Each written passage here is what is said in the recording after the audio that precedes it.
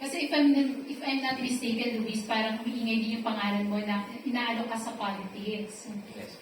Alam mo, siguro 3 admins ago pa lang, inaantay na ako.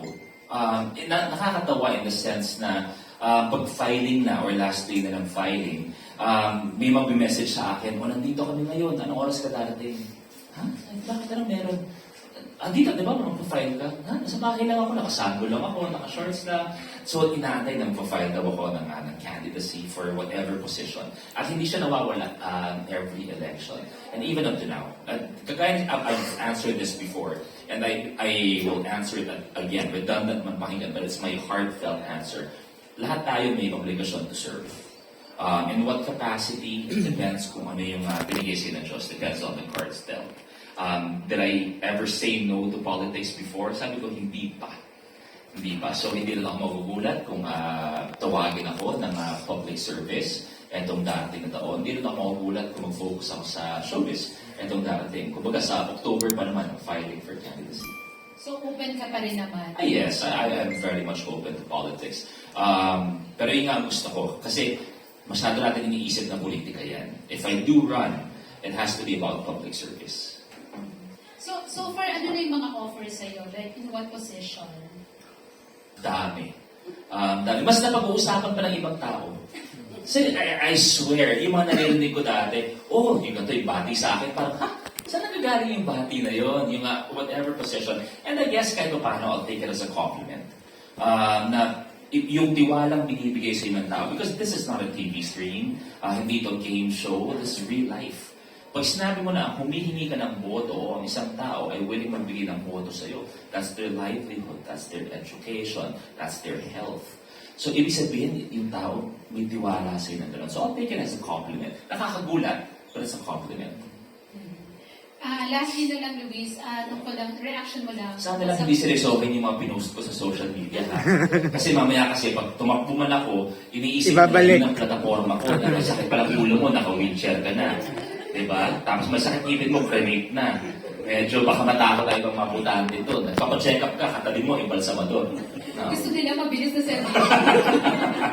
Kung sana seryosohin yung mga pinopost kong gano'n.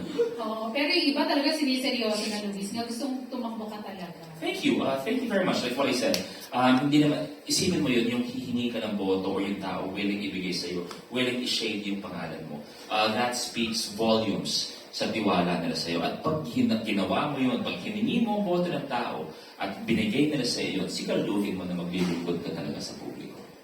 Pero na-open mo ba yun kay Ate B? To be fair, since unang takbo ni Mommy up to now that we're talking, pag nag-dinner kami, wala kaming usapang politika. May usapang politika sa mga nangyayari.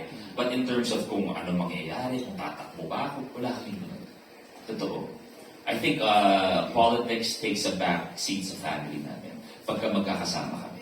Siya, kasi may mga talks din na nahalok uli siya na maging governor ng Batangas. Okay lang ba sa'yo na tumakbo si Ate B? Nakita naman natin how progressive unang dipa. Nakita natin kung paano pinagbago ng dipa nung naging mayor si Mommy. Kung anong pinagbago ng Batangas nung siya ay naging governor. Kahit nung siya ay naging congresswoman ng Lipa. So, si Mommy kasi paglilingkod niya. Kagaya ng sinabi ko, babalik ako lang, pag si Mommy tumatakbo o si Tito Ralph tumatakbo, ang politics takes a backseat to public service. And I think that's what it's about. Kaya namimiss ng mga tao na si Mommy nandun dahil nararamdaman nila yung tunay na paglingkod ni Mommy sa Batangas. Pati nga daw yung younger brother mo, di ba? Tatlo kayo. Daw! Si Ryan nga sabi niya, Si Ryan kasi for the longest time, hindi namin nakakausap yan about politics. Nung time na yun, iffy about politics. Pero now na si Ryan nakakapunta na sa Batangas, nakikita ko na nagkaroon ng spark sa kanya. Nung nakita niya ang mga Batanggenyo, nung nakita niya kung paano nagbago buhay ng mga Batanggenyo, dahil kay Mommy, dahil kay Tito Ralph, at kung ano pa ang pwedeng gawin para sa, at hindi lang Batanggenyo, para sa mga Pilipino, para may nakita akong ngiti kay Ryan na hindi ko pa nakikita. Yun na yun. Last na lang, Luis. Reaction mo lang sa National Artist Nomination ni Ate B. Same thing, dati pa yan pinupush. I would like to thank all those people na may initiative na gawing national artist si Mommy.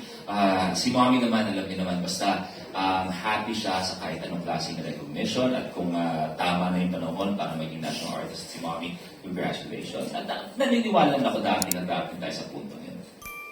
Thank you, Luis. Thank you very much.